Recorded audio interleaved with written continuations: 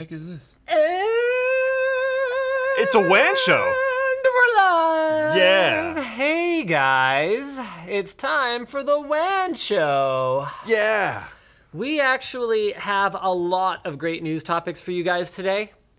6, of which we might cover 2 or 3 of them. Some. Yeah, we'll definitely cover a couple of them. Yeah. The most important news topic I have, though, is that I am taking a real vacation. No, you're not. No, well, I mean, no, I will still be. You will be taking real vacation time, and you will not be working at Linus Media Group. Yes. But it's not really a vacation. I have a bone to pick with you on the vacation term. Now, hold on a minute. No. Okay, so wait, are we really going to get into this? Like, right? No. Sure. No, forget it. You gotta roll the intro? No, I'm rolling the intro. It took us half an hour to roll the intro last time. We're not doing that again. Okay.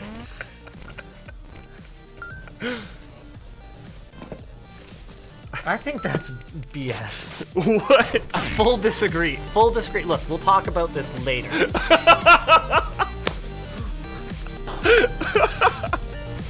10 of 10 disagree.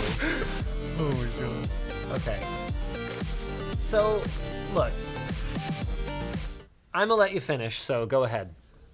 I don't think it's a vacation. What are you gonna... So, okay, tell them what you're gonna do with your time off. Okay, so... with your time off, to be like my super... vacation. You're super clear on that. Okay, so from Monday to Friday of next week, Okay. I am not going to be at the office. Yeah, time off, yeah. Vacation. Because I will be on vacation, and You're taking vacation time. Probably... Okay, so I plan to spend a few days reorganizing my garage and my attic and going furniture shopping for my kids' room. Yeah. That sounds super exciting. Yes. Well, no, it's not exciting, but I'm excited because I'm going to be on vacation. Why are you making me self-conscious about this? Why are you self-conscious about it? That's a question for yourself, I think. Well, no. You are...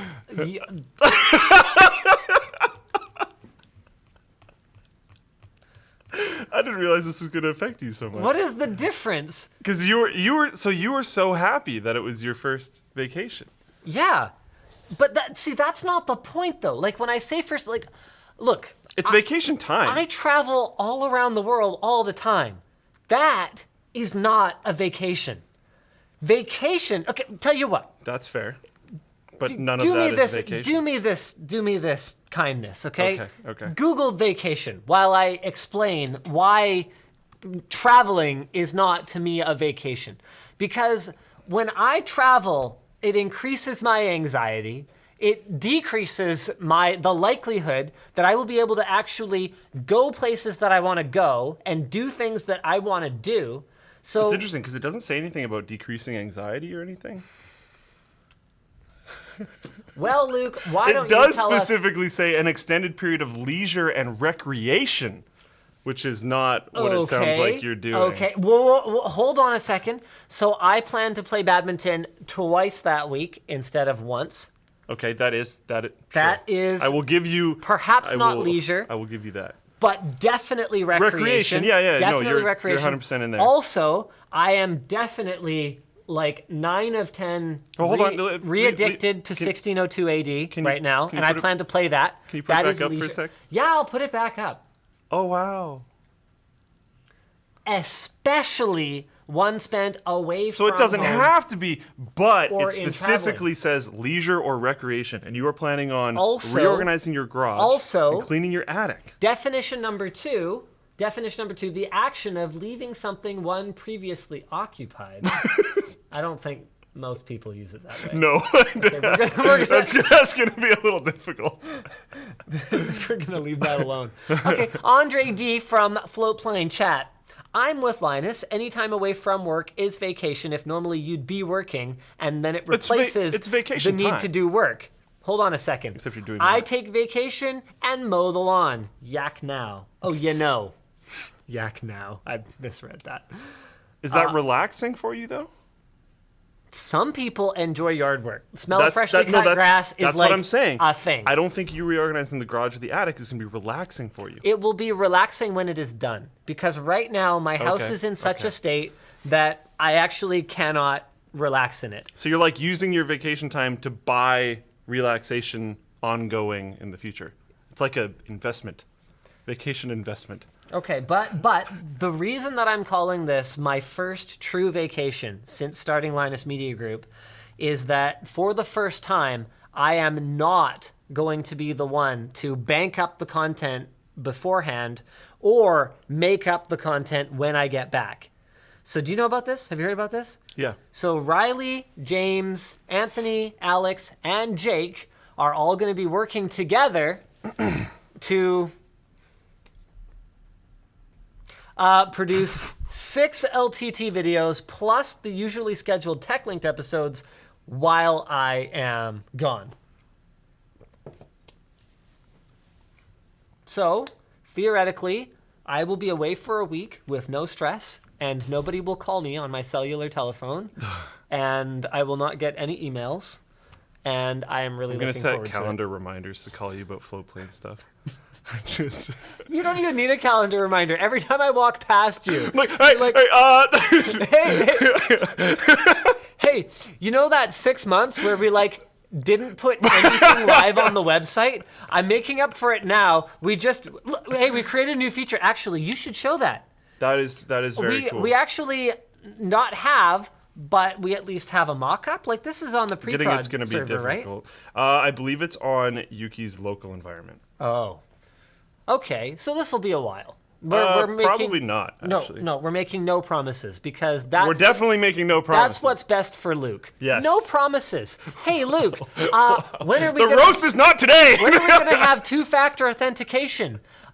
6 weeks? 6 weeks go by. Hey, Luke, when are we going to have two-factor authentication? I don't know, 6 weeks. It's like he lives on a different space-time continuum than everyone else, where it holds still. Anyway, no, I'm just teasing you because I can now, because actually we're rolling out new stuff every other week right now. Okay, so I'm gonna switch over to your screen. So this is pretty sick.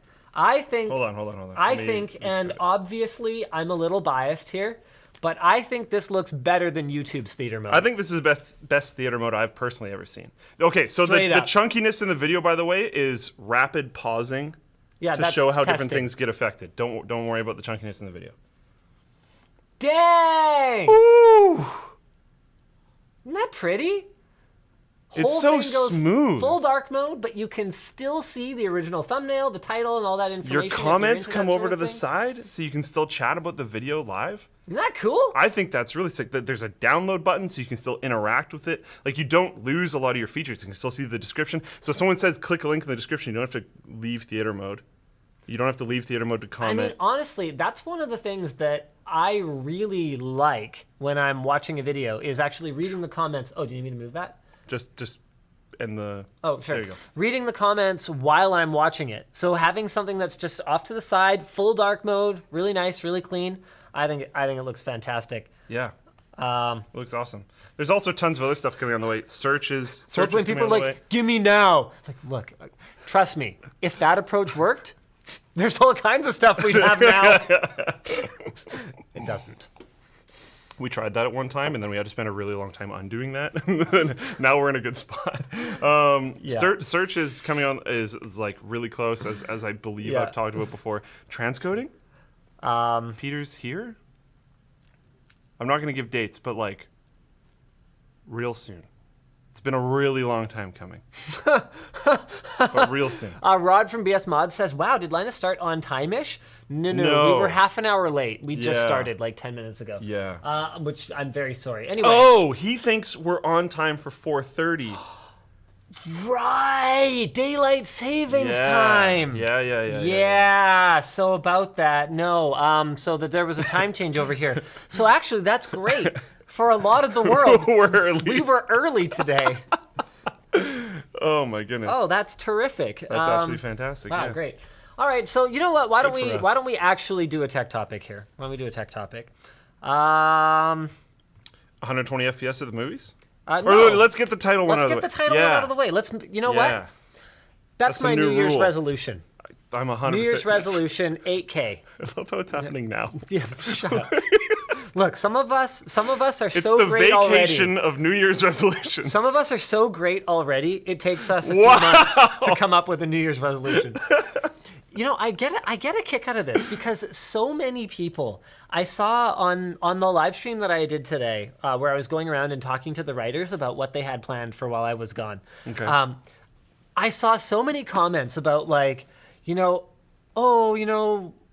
Linus is being so nice to his staff. Like, what's wrong? He's like talking to them so respectfully and like interacting with them like a normal human. And I'm just kind of sitting here going, like, yeah, obviously the egomaniac, like, James T. Kirk character that I play is like, it's hammed up for the camera. Like, honestly, I like myself. I do like myself. I'm not like a self-hating person or anything like that. But the whole like, yeah, I'm so great that it takes me 2.5 months, in spite of how incredibly intelligent I am, to come up with a New Year's resolution. It's just funny. It's just really funny. I think it's funny. So I think everyone here does too. I can understand how it might be difficult as an audience member, considering I've had family members worry about this. Really? Well, my grandpa, remember? Yeah, he went a little over the top, though. Yeah, that was a little different. I was definitely threatened with a knife. Yeah, for an extended period of time. Luke was like, no, it's fine. Don't worry, he's very nice to me. Everything's actually okay. But there's ribbing between friends, and I think when you've worked together for a long time and you understand, you get give and take. So you'll get like grandiose praise and you'll get ribbed for stuff. Yeah. And everything's fine. It's funny. During the Linus Reads Mean comments, there was we ended up with a thread on the forum. Did you see the thread on the forum? Yeah.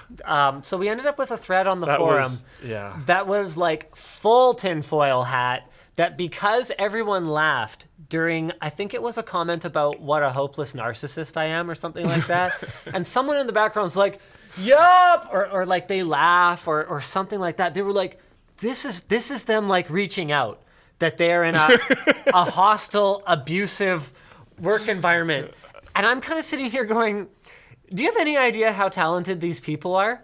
If they didn't want to be here, they wouldn't be here. Nobody has to work here.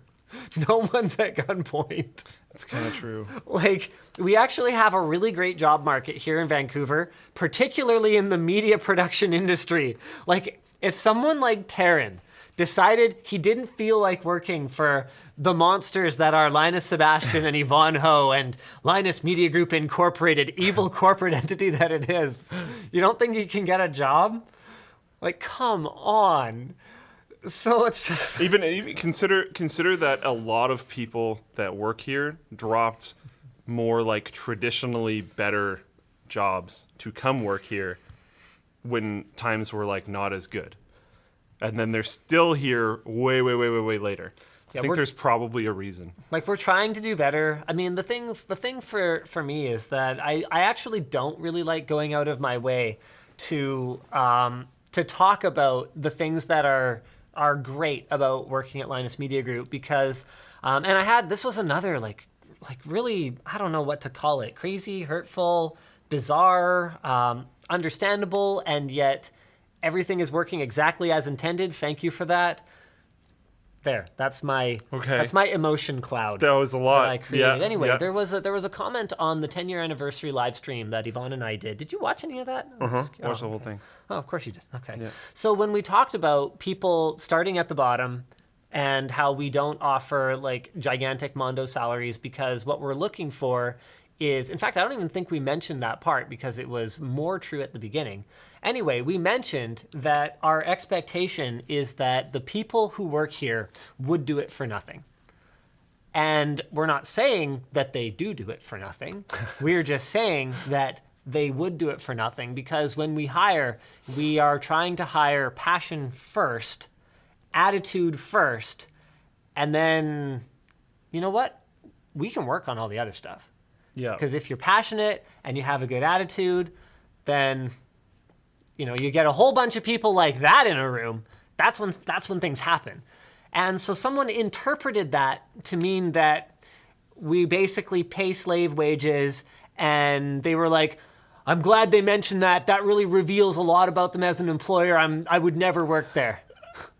Then everything's working exactly the way it's supposed to. Perfect. We were a match not made in heaven. Yeah. If you remember, what was it, 1 or 2 streams ago? You talked about, well, I'm saying you as in them, and then now I'm talking to you. That got a little confusing. But if they remember, as of 1 or 2 streams ago, we talked about how all the original members now own houses of some form. Domiciles. Yeah, let's go with that. Because they're actually quite varied. Yeah. I think it's okay. I just, you know, like. So here's the thing. We're happy with you not applying. I actually blame you for part of this perception. Because you used to complain about your compensation on camera a fair bit. But see, here's the thing. He knows that that's a sensitive spot for me because I actually do care about making Linus Media Group a place that makes sense for people to work. I want to be a real company, you know, like that kind of thing.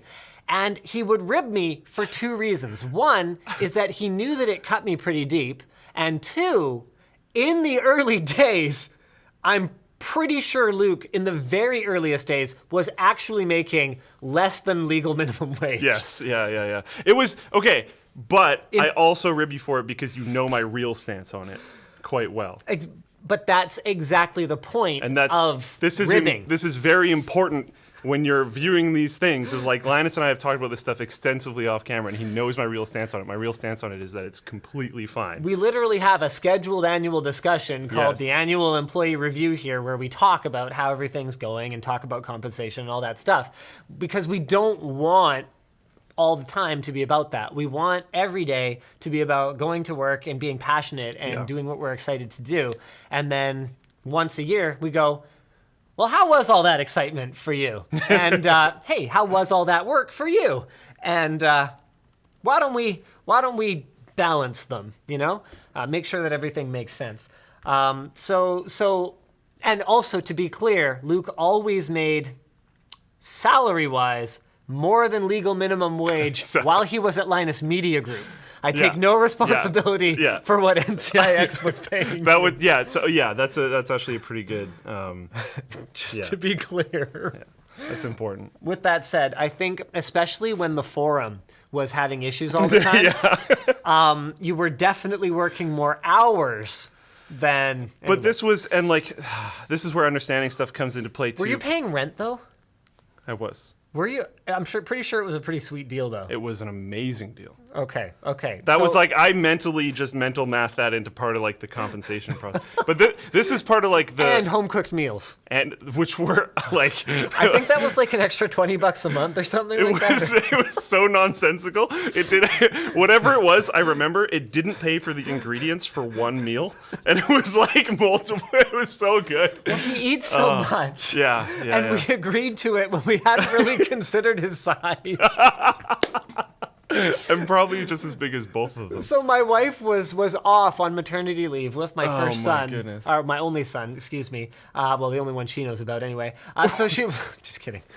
So my wife was on maternity leave, so she was cooking all the meals for me and her and him, and so it wasn't really that much more work to throw some extra noodles and some extra beef and some extra veggies or whatever in the pasta. Except I would happily eat 1 to 2 meals a day and just go ham on that. So I still actually kind of remember like the negotiations here, where Luke was like, "Well, like you're kind of doing it already anyway, so like really it should be kind of closer to materials cost." Yvonne estimates the materials cost, gets it way under, and Luke's like, "Okay." Sweet. You can always tell that you've offered this guy too much when he's like, "Okay." Because if you try to hold back, it's like, "Let me get back to you," and you get like this document. Trust me, I've had it both ways with him. Yeah. I mean, it's been a while. Oh man. We've been working together for 9 years? Close to that. 8 or 9 years? At least 8. At least 8. At least 8. Yeah. Because 6 1/4 of Linus Media Group. Yeah. And then over a year of NCIX. So, yeah. It's been so we've had some exchanges. We have not agreed all the time. Even on this show, I think there's only been a handful of times that things have actually gotten kind of heated. But like even on this show, I think we've kind of lost it a little bit with each other. So that's rest assured. Us disagreeing on things was like the content of the WAN show for the first like couple of years. It's actually true. It's gotten harder though, because actually you spend a decade in close proximity or working towards the same goals with someone and having many of the same experiences. And it's actually kind of amazing the way that you start to mind meld. Yeah. Like Luke and I will have more similar opinions pretty much across the board, whether it and I'm talking controversial topics, whether we're looking at religion or politics or capital punishment or like whatever it happens to be.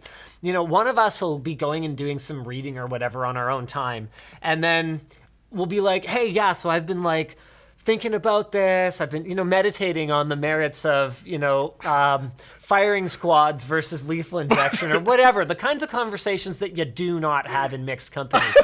And, we'll just start to kind of like build on each other. And it's like, oh, okay, yeah, we're on the same page. Yeah. Neat, I guess. This conversation has now been had. Guess we didn't need to bother. Wait a minute. Is tonight the thing? Yeah. I totally forgot. That's going to be fun. Ooh, how set up are you? The computer is set up. The monitors are on.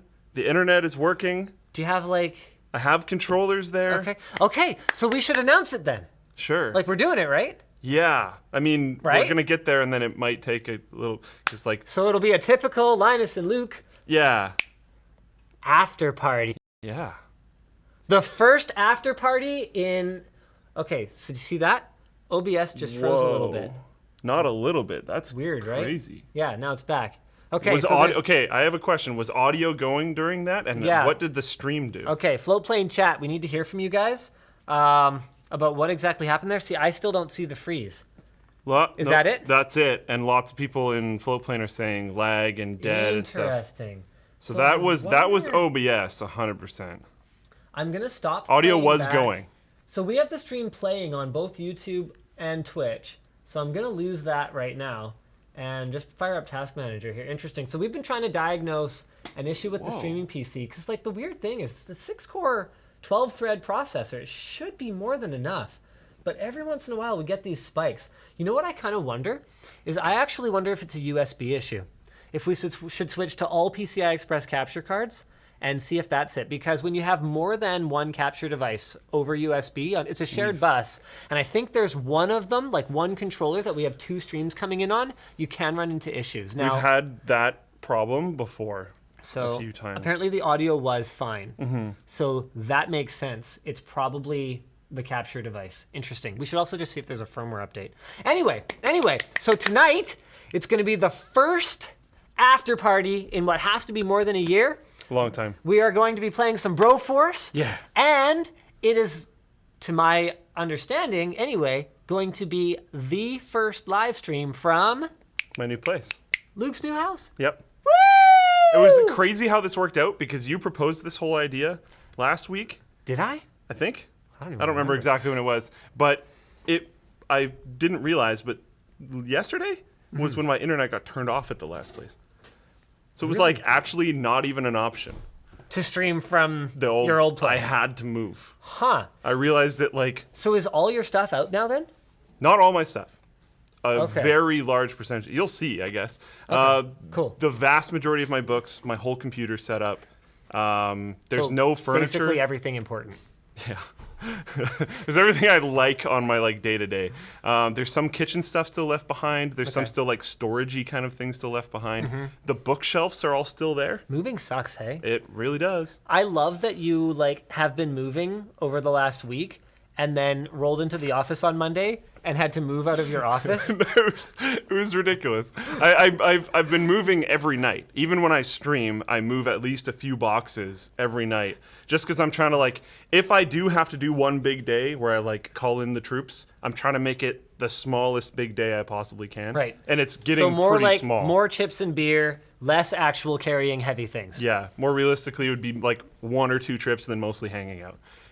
Because that's the point it's getting to. And I had a lot of help last night, actually, from the roommate that's moving in and some mutual friends. Cool. Which was awesome. But yeah, it's getting pretty set up.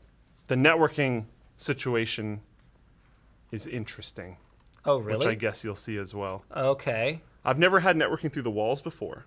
Yeah. And I made a video on it. You guys Yeah. can check it out. It's actually pretty cool. I have my big wooden panel networking board. Yeah. So You still have that? yeah. I thought that was just like a thing you made for the video and then you were going No. to throw it away. That was all my hardware. Oh. I bolted my hardware on there. Okay. It's kind of nuts. That was like, I wanted to do it anyways.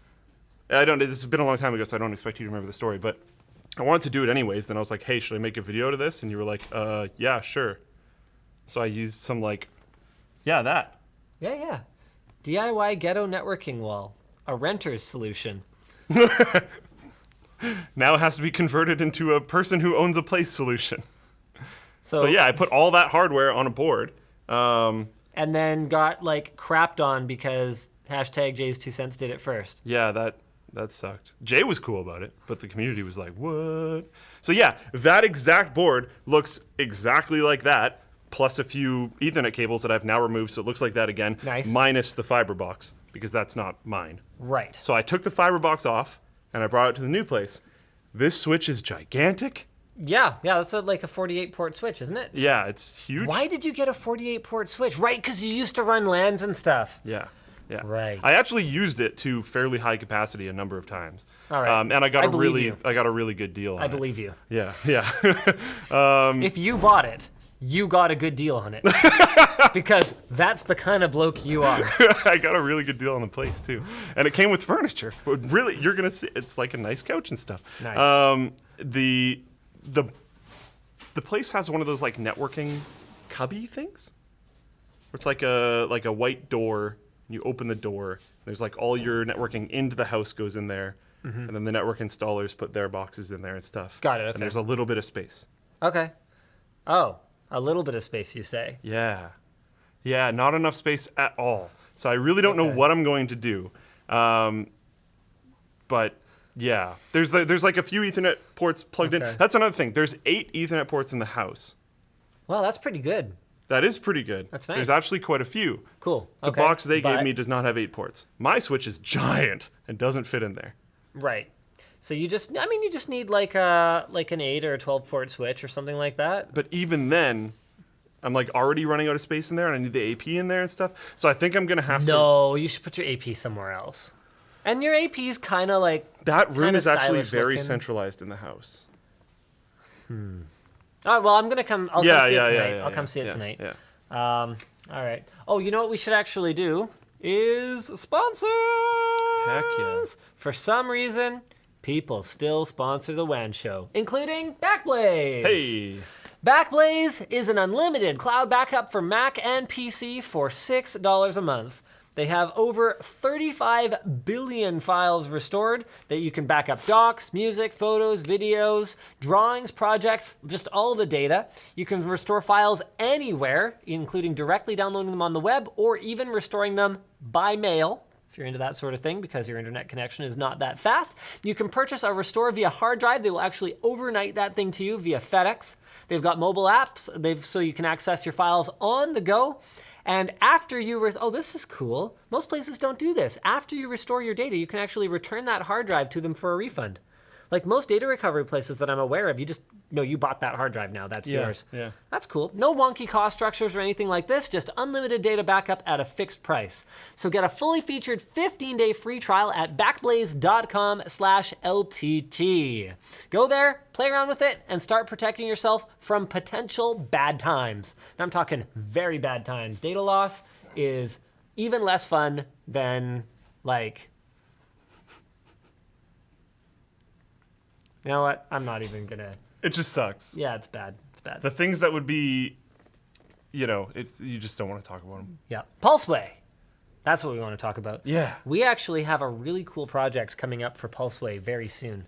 We're going to be shooting like a commercial spot for them. Oh.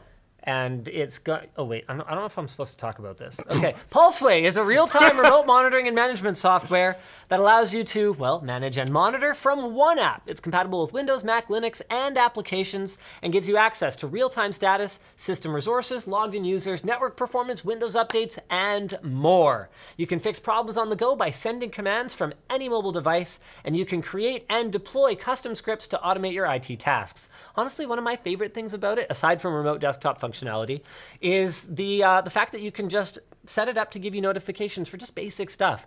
Like whenever our main storage server goes under 15%, I get a ping and I can be like, hey, what? Move stuff to the vault. It's great. It's Get rid of it. Okay, pause. Wait, are you done? So try it for free today at pulseway.com or through our link in the video description. Okay, pause. Go back to the previous one. Backblaze. Go back to the thing, the banner. We're talking about Backblaze again. It shows on here /WAN. What we said was /LTT. Thank you very much, Floatplane chat. Oh, whoops. I don't know which one. Try both. Yeah. There you go. I just want to make sure everyone knew that. Also, Freshbooks. Freshbooks is the super simple to use invoicing tool that actually does a lot more than just help you create and send slick looking invoices. So if you run a small business for yourself or you're a freelancer, Freshbooks is all about helping you get your life more organized so that you can spend more time doing work or relaxing or doing anything else other than boring, frustrating accounting. You can track your time with their timesheet function, manage your expenses, and keep track of who owes you what. And they even have a feature that tells you when your client sees your invoice for the first time, so you don't have that, oh, sorry, I didn't pay it on time. Well, I didn't get it. Oh, yeah, you did. The mobile app has all the functionality of the desktop version, so you can take FreshBooks with you, and if you have any questions, you can reach out to their support staff where you will speak to a real human being. No phone tree, no escalations, no callbacks, just answers. So go to freshbooks.com/WAN and enter WAN in How Did You Hear About Us section to sign up for your free trial. Now I have to shill for our own stuff. I'm sorry. Do you feel bad about this, though? No, not at all. Yeah, LTX is going to be freaking awesome. Yeah. Okay, so I've got a new update for you guys. All my friends are, scrambling to go. And I didn't even push them. Really? It's kind of cool. That's awesome. I'm pretty stoked. Escape VR. Oh. So, for those of you who came out to previous LTX events, you probably already know how busy our VR space was.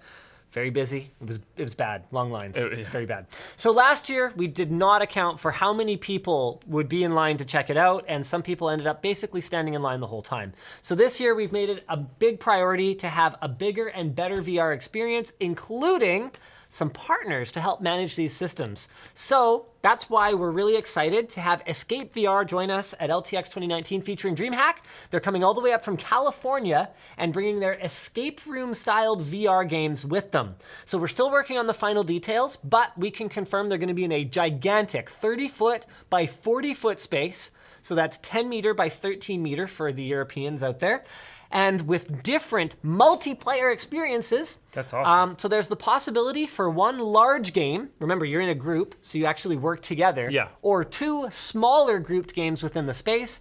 And all the games will be able to have roughly 2 to 6 people at a time. So make sure that you guys are hanging out on the LTT forum. I have seen a ton of grouping up threads where people are linking up before the show so they know each other are coming and they already chat or hang out on the forum and or from whatever else. Extensive experience of doing cons, that can be really cool. Having a buddy at a con is actually really sweet. We've even seen people carpool.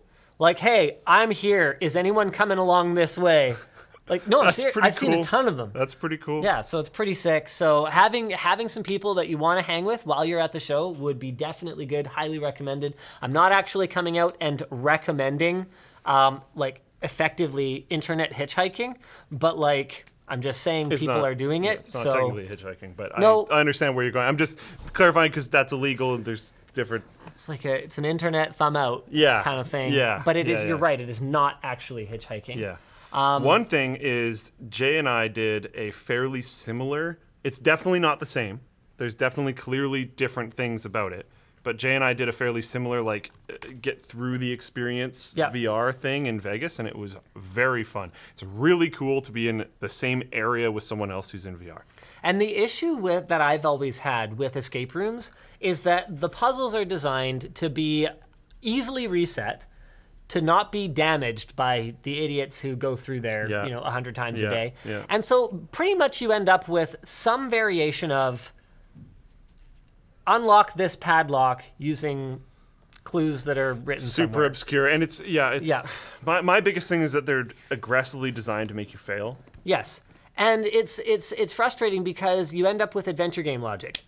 Yeah. Where it's like, oh, I just had to move my head in the shape of a clock, and then I would, if I adjusted the angle just right, then these things would line up, and I'd read the numbers. And it's always just numbers and a padlock. Yeah. It's just, it's annoying. Whereas kind of lame. With VR, the possibilities are endless. Oh. Speaking of endless possibilities, the LTT store finally has enough shipping volume that we managed to negotiate a deal with Canada Post, and we have users in Europe reporting shipping rates as low as $7 to $9. That's super cool. I've had people complaining about that for so long, We've all had people complaining about that. Thank you, Luke. Yeah. Yes, we're aware. So we are aware. We've been working on it. The thing is, the efforts that the LMG guys have been going through to make this stuff awesome have been pretty intense, and like the quality of the shirts and the quality of the stuff that they're getting out, they are genuinely very nice shirts now, which is really cool. Guy. Like, yeah, there you go. The same one. My actual favorite shirt right now is the Constellation shirt from the might be out of stock LTT of that store. one. No, never mind. It's I'm just gonna see if we have all the sizes. Looks like it. No, we don't have any triple extra large. It's just a really nice shirt. It's a really nice quality shirt. The print's really nice. Like, it's the quality of level has skyrocketed, and to do that, it seems we've had to do a lot more stuff ourselves. There's been a lot of growing pains, including crazy shipping rates, as we've learned and mostly learned. But they're getting taken care of, which is really cool. Speaking of things getting taken care of, we should really take care of the topic that was the subject of today's WAN show. I said that was my New Year's resolution. I got totally derailed. Immediately broke it. Okay, so the GTX 1660 has launched. We don't have a review up yet because, I don't know, we just weren't in that big of a hurry. No, actually, that's not what happened. So Nvidia didn't seed these to partners. And actually, most of the partners that we typically work with, like ASUS, for example, just straight up did not have cards early enough to seed them to us for a launch day review. So EVGA came to the rescue and managed to get us one, but it was only a couple of days before the review embargo lifted. And the cold hard truth is that when you are trying to do video rather than a written article, it just takes more time. So I think the video is going up on like Saturday or Sunday or something like that. In a nutshell, though, it's all right, I guess. Unless you're after performance per dollar, in which case you should probably get an RX 580. What else do we have? Windows updates suck less now. So the original article here is from arstechnica.com. Windows 10 updates will apparently now check for compatibility issues when they are installed. And they will roll back if there's a problem. So here's what I want to know. If they detect a compatibility issue, why do they install in the first place? We were talking earlier about how we like see eye to eye on a lot more things lately. What the heck? And like, okay, I'm just waiting for the headline of like someone's computer is now just looping in this endless process of update, rollback, update, rollback, update, rollback because something happened. Oh, matter of time. It's gonna be a nightmare. Absolutely a matter of time. That's Check gonna be first. Windows 10 home users can also now defer updates for 35 days, same as Windows 10 Pro and Enterprise. Should be able to do that forever if you want. Well, okay, hold on a second. If you like really go into it, there should be a way. Forever? There should be a way. So, by that logic, should you be allowed to defer your measles vaccine forever? No. Because Why? Your computer. Hold on. Your computer isn't going to make everyone else at school get sick and die. Is it because it puts other people at risk? Okay. So, do your rights end where someone else's begin? Is that equivalent here? Could be. If you had because of botnet. That's exactly where I was going with that. If you have an army of non-updated computers, you could actually be putting now hold on a minute. You could be putting the entire internet at risk. You remember when Cloudflare got hit a couple of years ago? It took down a quarter of the freaking internet. I hate that I'm starting to agree with you. And damn it. When the internet goes down, it's more than just oh no, I can't read my AOL mail anymore. There are critical services that run over the internet now that could mean the difference between life and death for someone. I love the pen slam. It's there's nowhere else to put it on. Yeah. This laptop has nowhere to put the pen. I begrudgingly agree with you. It's been interesting. Have you heard about the stuff where fire departments have started using their own cell phones because the fire department has a data cap, and there will be a disaster, and they'll use all their data, and then their internet will get shut off.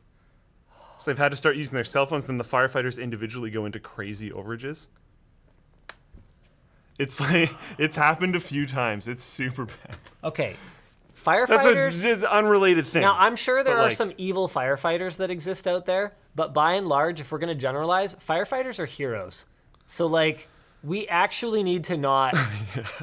we need to not charge firefighters for saving lives. The point you brought up about super important infrastructure things running on networks is very true. Firefighter, police, hospital. If you want to come back to the basic services, right? They all run very heavily on internet. So now let's have another conversation. Should Google be required to provide security updates for their Android operating system for far longer than they do now? Because most of the large bot-based attacks that are occurring these days are not actually desktop computers. It's actually mobile and IoT devices. So where does the liability lie for this? We're going down the rabbit hole now, baby. Yeah. At what point in time can you say that device is EOL and remote brick it? That's exactly where I was going next. Mind melding. And I totally understand both perspectives here. On the one hand, This is my device. I paid for it. I own it. It's mine to do with as I please. On the other hand, for the sake of the greater good, actually, you really shouldn't be using that anymore because you are a risk to yourself and others. Maybe what they would have to do is just not allow you to connect to the net. But then it becomes a whole deeper conversation, is freedom versus nanny state. And then now we're... Frankly, no one's really wrong in that case.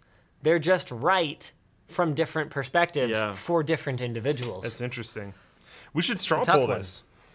Oh boy, that's going to be what really exactly intense. Would we straw poll? I don't even know. Let's do it based on the phone.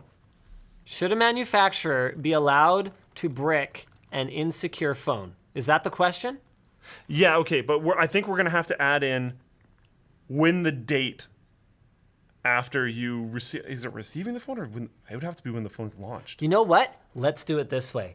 How long should a manufacturer have to wait? And then one of them is indefinite. Yeah. Okay. I like it. You're gonna have to vote. Yeah, I know. That's why that's why I just did the whoa, because I'm thinking about it. Strawpoll.me. Do they have .com yet? Did they ever get that? I don't know. Doesn't matter. Okay. So I'm gonna put in 1 year, but I think that's ridiculous. That's ridiculous. I'm gonna put in 3 because I think that's a pretty typical security update timeline for Android devices. I'm gonna put 5 because Apple has actually been pretty consistent about supporting their devices for 4 to 5, sometimes even more. Okay. Another thing is it brick or is it brick the connecting to the internet component? Let's say to remove an insecure phone's networking capabilities. Okay, yeah. Because if you want to use it as like an your iPod, basically, as an iPod or whatever else. There's actually a lot of functions phones can do without connecting. It's actually really annoying the way Apple constantly harasses you to put a SIM in the iPhone. I have one. I have an iPhone 6 that I just use as like an MP3 player. Yeah. And it's like constant. No, I do. No, I know there's no SIM in it. I don't care. And you cannot tell it to not do that anyway. Someone in chat said law states, I'm not necessarily sure what country they're talking about, but I think this is quite common in a lot of countries. Law states that a manufacturer should support a product at least 2 years after the consumer has bought it, not after the launch date. So maybe consider that. We need an indefinitely as well. I don't know where you necessarily want to put that, but I'm going to put it here. I think I've covered enough here. Okay. And we're specifically talking about phones. Yeah. That's another thing to consider. Yeah, we're narrowing the scope of our question just to phones and cutting off ability to access the internet. So you know what I'm going to do is I'm actually going to pull Floatplane first. So this way we can actually see how our different audiences feel about this. I'm just kind of curious right now. So I'm going to vote, but I'm not going to reveal my vote. Oh, shoot, I have to do the reCAPTCHA. Such an interesting... I'll try to grab... Okay, so we've got the results coming in from Floatplane. Floatplane is a freaking dialed-in audience.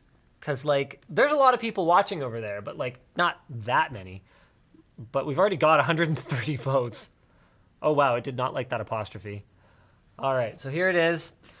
We've got 48%, 49% of the votes coming in for 5 years. We've got 17% saying indefinite. We've got 23% saying 10 years.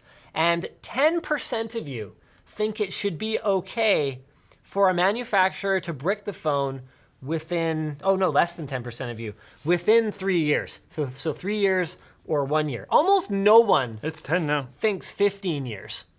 Because I think people either go, you know what, 10 years is a nice round number. That's a very reasonable amount of time. If I had to buy 6 phones in my adult lifetime, that seems reasonable.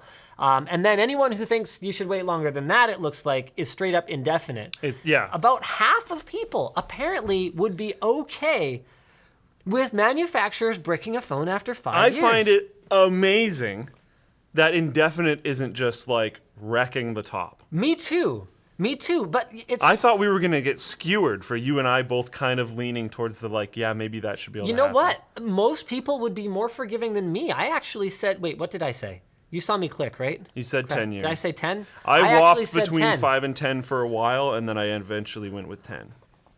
And you know what? Because I had like my S3 lasted for a long time. You know what? I'm gonna throw this. I'm gonna throw this in the YouTube chat now. And Twitch. Wait, I don't even know where Twitch chat is. I'll get Twitch. Okay, I had actually forgotten about Twitch. I'm sorry, Twitch. Oof. Sorry, Twitch. So, wow, yeah, I really thought that. I thought that people were just going to be like, yeah, they should just support things forever. But it looks like we've actually got some network security-minded people, and that's probably the math that's being done, that go, okay, all these things are developing so fast that like 10 years in network equipment terms is like an eternity. That's why I picked 10 years. Web security. It's a very, very long time. Like that's forever. How many people actually use that? What phone did you have 10 years ago? How many of you are using a router that is 10 years old? Like a WRT54GL. Like how many of you are actually still using that? Probably not many. My parents' WRT300N just died. Yeah, and that was that was like 4 years later. Yeah. Yeah. So and then I think it seems to me that a lot of you were actually doing the math going, well, they're not providing security updates for it anymore after 3 to 5. So honestly, I don't want that on my network. Well, even just think about the phone you had 10 years ago. Like what? I had this, I think it was from Sony. I don't even remember. It was this white like slider phone. Now this is interesting. The broader YouTube population has now started to weigh in, and the 5-year option is actually losing some steam. Yeah. We've got more people saying indefinite, and we've got a lot more people coming in and saying 10 years. But we had said 10 years. We did. I actually want to take back my vote. I want to take back my vote. I want to say 5 years now. Like I said, I waffled between the two. If not like 6, not 10. Yeah, I think 10's a 5. I think 5 is a little bit too short for me, because like I said, I had my S3 for I think like 4. Yeah. Like it was still kind of fine. But it probably wasn't secure. No. Now, here's the thing. I think what some people aren't considering is that even if the manufacturer removed the networking capabilities, I think there might be a middle ground here for us. Like, honestly, something that I've really felt that the Android in particular, I mean, you're never going to convince Apple of something like this, but that I've really felt that the Android scene should have is far better aftermarket support for these mobile devices. And I don't expect every feature to work. You know, I don't expect an old Samsung Galaxy Note device to have all the little special stylus functionality and stuff like that. But if we went, okay, in terms of the manufacturer's OS, they can turn off your networking capability, but if you can find a currently patched OS, I would like for manufacturers to have to also open that option up to you at that time. So if we created legislation that basically said, okay, after 5 years, this thing is not your problem, or 6, let's say. Let's compromise a little bit here. After 6 years, this thing is straight up not your problem, but you have to unlock the bootloader. You have to allow third-party software to work on it so that people can restore basic functionality, or so that they can be not recycled. Recycling electronics is actually like horrible compared to reusing them, so that they could be repurposed in a developing country or for your kids or whatever else in some functional way, as long as you're willing to put the time and the effort into it. That, I think, is a reasonable compromise. That I'm totally down with. Especially because 5 years ago, maybe not even 5 years ago, like the early smartphones, like a Galaxy S Vibrant or an iPhone 3GS or something, they are like really bad by 10 years later standards. But I would make the argument that something like a Google Nexus 5 with a more basic OS on it for sure, like a lighter version of Android on it, but I would make the argument that something like a Nexus 5 would probably be quite usable by comparison 10 years after its launch. So this is a problem that, honestly, I think we do need to solve, and relatively soon. So this was the Floatplane results. Oh, okay, cool. So we actually, most of the gains or most of the losses in 5 years were made up in indefinite, actually. Interesting. And 10 years. Oh, wait. Oh, sorry. The order was reversed. So both of them. Yes. Yeah. So 10 years gained, but lost to indefinite. Indefinite gained a ton. Yeah. 10 years gained 4%, though. That's not a Still, small no one amount. was interested in 15 years on either side. No. Fascinating. That blew my mind. I did not expect those results at all. Even the YouTube one. I don't remember how we got on this topic. Oh boy! Oh, this is great. You know what? I'll be right back. Can you like just cover the basic newsness of this? Yes. Okay. I'll be right back. This is fantastic. I lost my perpetual dock somehow, so I'm going to use Linus's. Red removes mention of Hydrogen 1 modules from website, which is really interesting because we've never seen a company promise that there would be additional modules for a product and then not deliver those modules ever before. They have always delivered those modules. And they have continued to invest R&D in them for an extensive period of time, releasing tons of add-ons for a product, really adding a lot of value, really giving you those modules that you were like, this is why I'm buying the product. That's what everyone does who promises additional things. That happens every time.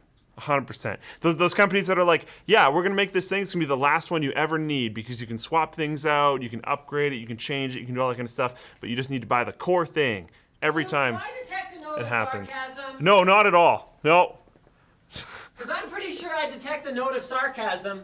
What are you looking for? The hydrogen? I'm looking for the titanium hydrogen 1. It finally arrived like 2 weeks ago. And I think it's on Nick's desk. On Nick's desk? I saw it there before the move, so I don't know if it's still there or not. Oh, man.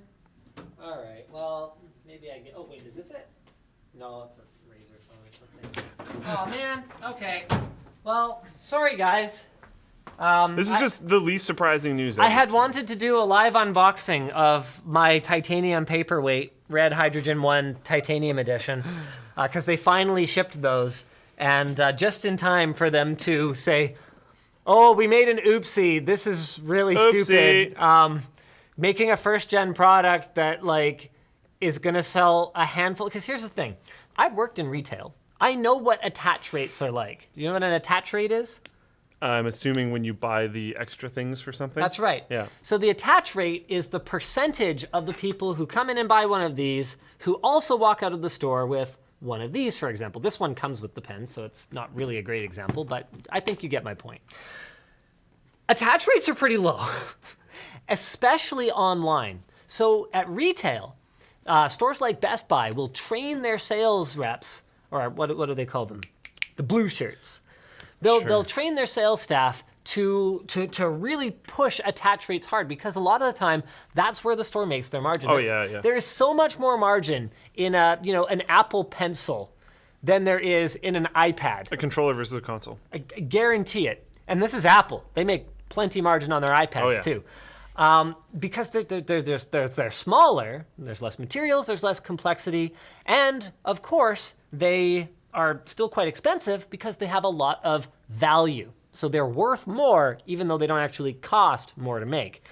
So attach rates though are typically very low. Like you're doing well if you're more than low double digits in terms of attach rate for a product. Now, there are exceptions to that. Things like the Microsoft Surface Pro. My understanding is that the attach rate for a keyboard is extraordinarily high because the thing is bloody useless without it, because it's Windows on a tablet. Like, what are you gonna do? So people basically just factor the price of one of these keyboards into the Surface Pro. But do they bundle it as well? Okay, question for you. Is a bundle still considered an attach rate? Yeah, it would be. But it depends on sort of how it's positioned. Okay. So I would say that something like an iPad bundled with a pencil is increasing your attach rate, whereas a Surface Pro bundled with a keyboard is like, that should have just been included in the first place. Okay. Basically, all you're really doing is giving the consumer the option of which keyboard they'd like it with and not having to create like an exponentially larger number of SKUs in order to support all the configurations. Would you also differentiate between if it's, and this might throw off for a second, but if it's in the box or not? What I mean by that is when you buy like a console and it comes with a game in the box. No, I would consider that product? a bundle. That's a product. Okay. Yeah, you only sold an Xbox because usually you're not paying extra or you're not paying a lot extra for that game, and or it'll come with additional value, so it's hard to figure out what the consumer assigned the value to. For example, there was a Gears of War Xbox One S that did come with Gears of War, but it also was red and like looked cool and came with like a red controller that looked cool. One of the coolest Xbox controllers like ever because it has the claw marks in it. So it's hard to decide if someone might already own the game. In fact, if they're a big if they're a big Gears of War nut, they probably already pre-ordered the game and or had an Xbox already. Like this is just it's more like a collector's item and less like an actual Xbox One and game. I've always found that kind of weird because they seem to sell pretty well, I guess, because they do them all the time. I've never seen one though. And that's the thing. It's one of those weird ones like an Alienware desktop. Theoretically, people are buying these, but I've never seen one at a LAN party. Yeah. Although, to be fair, a lot of times LAN party PCs are like a lot lower tier than you'd expect. Fair enough. That was kind of surprising to me, too. Yeah, me too. But I showed up with like all my water cooling and stuff. And it's like, oh, okay. I guess gamers and computer enthusiasts don't necessarily overlap as much as you think. But not as much as I thought. Yeah. The amount of like hacked out HP computer that doesn't have any of the panels anymore and is like in 14 layers of dust. It's like such a high percentage of LAN party PCs. Yes, and the number of those people that are shocked that I'm so bad at video games. Is probably, I'm saying this street probably goes both ways. That's funny. All right. Well, I guess that's pretty much it for WAN Show because we have another stream to go set up. Yeah. Gonna play some Broforce? Yeah. I mean, we will have lost our save file. No, because I can just log Cloud into Steam. save. Cool. Yeah. Okay. Heck yeah. Yeah. Yeah. Yeah, bro. All right. Let's go, bro. So we'll see you guys later. Bye.